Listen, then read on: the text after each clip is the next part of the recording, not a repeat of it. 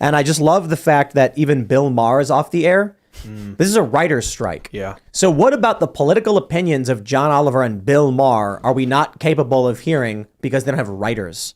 That just shows interesting. It's everything I've been saying. Bill Maher does not read the news. Isn't it kind of funny that, like, well, you know, all of the most prominent left-wing thinkers are going to be off the air for a little while. Why? We ran out of clowns. You know, the jokers decided to stop writing. The people who write their words for them are striking, so now they have nothing to say. Not just like people, they but the don't believe in what they comedians, say. right? This is the thing. They don't make anything funny.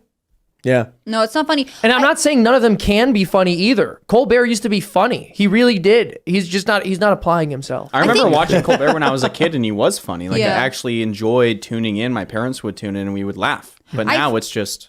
Yeah, I've heard people say that this like format is pretty stale. People don't like it anymore. They're all sitting behind desks. They all do this opening monologue. It's all kind of the same thing. So it makes me wonder that like with this writer strike, will they ever be able to recover any kind of viewership? Hopefully I not. don't know what their numbers are like right now, but then also what fills the vacuum? Like what takes the place? Tim and I's late night show. All they do is ever since Jon Stewart is they whittled it down to saying something like Donald Trump today came out and did a backflip. That's kind of like a fat dog on Christmas. And then it like named Timothy, and then it shows like a dog, and then everyone laughs. It's like what really Saturday true. Night Live has just devolved. A weird Photoshop. Do you want to judge That's like writing? if a squirrel was riding a jet ski, and then they Little Timothy over here. Cue the laugh track. And then he It's goes, current and then he year. goes, look at that squirrel. He really loves it. And then he keeps leaning into the Photoshop and is a substitute for There's a meme comedy that writing. breaks down John Oliver's whole show, and it was like the whole thing is a single formula. It's an ad lib where they would take the same script and pull out proper nouns and then put in different proper nouns, and it like doesn't miss a beat.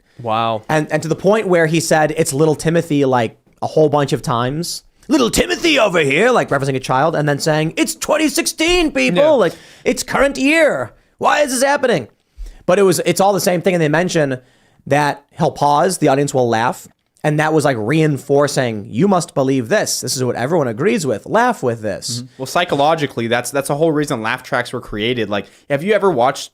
Like, I don't think The Big Bang Theory is funny, but a lot of people love it. super The Big Bang funny. Theory, they have clips without the laugh tracks.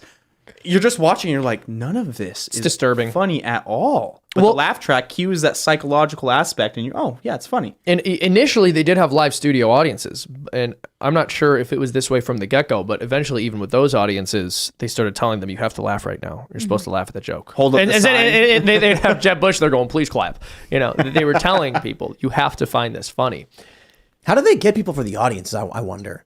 You know, I know They that have to hire them too. Maybe that's what really happened. The probably audience will. went on strike. Like, I can't Phillips watch. strike. I'm not watching another vaccine You're song, making my Steven. ears bleed. Yeah. I mean, You know, this, if you walk around New York, they'll come up to you and be like, hey, you want to watch a free comedy show? And you don't know what it is. And then like, you walk and you're like, it's Colbert. It's Colbert. They got me. I'm stuck. It's- Can't leave. You know, I think They there's lock this, the doors. There's this weird thing that happens where conservatives worship any liberal who isn't as crazy as the rest of the liberals.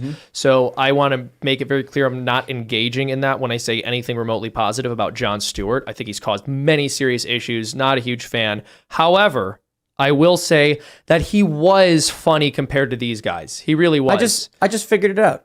What? Why don't we just get like 500 moderate to conservative types to go to the Jimmy Kimmel audience Boo. and boo it all? Tim. Because he's going to be like, so we got this crazy video about Donald Trump, and then it's Trump being like, we should lower taxes. And then everyone, and then everyone starts cheering. No, that's when you cheer. And then when he's like, but Trump, of course, is a criminal. Boo. Wait, what? You're booing me? It's applause. What would they do? Would they cancel the show and kick everybody out? I've got a really good idea. Most likely. We'll replace these late night shows. We'll do a late night show with me. The live studio audience will be the chickens from Chicken City, and they'll balk and cluck and make all their various chicken noises. And that's how the audience will know it's funny. To touch on what you said earlier about conservatives like almost worshiping or like looking up to the people that are more lefty that aren't as crazy, they have this problem with, you know, celebrities, athletes. We have this problem all throughout the industry is like when one person that literally hates you and everything you stand for, they say one thing that you kind of agree with, you put them on a pedestal for like a week straight. And it's just like trending Twitter clip after trending Twitter clip. It's like they literally hate you.